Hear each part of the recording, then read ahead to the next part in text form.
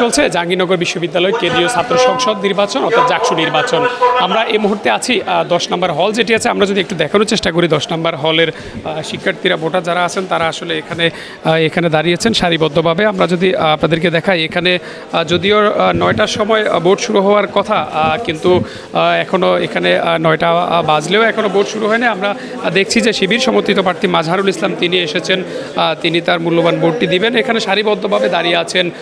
আরেকটা বিষয় যদি আপনাদেরকে আজ বলি, আজকে এখানে প্রায় 12,000 শিক্ষার্থী ভোট দিবেন।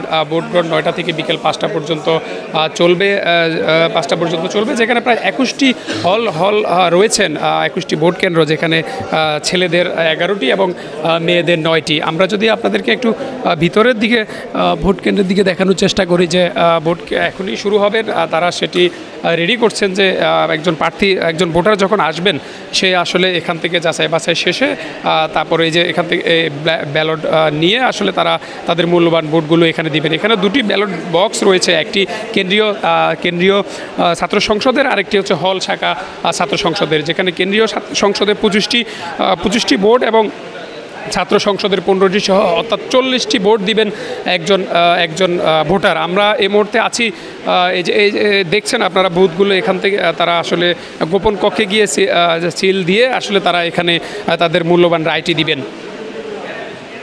তাদের আরও একটু জানিয়ে রাখি যে আজকে প্রায় দীর্ঘ 33 বছর পরে নভেম্বরের মতো এই জাহাঙ্গীরনগর বিশ্ববিদ্যালয় ছাত্র সংসদ নির্বাচন হচ্ছেন এবং যেখানে প্রায় 12,000 শিক্ষার্থী অংশগ্রহণ করছেন।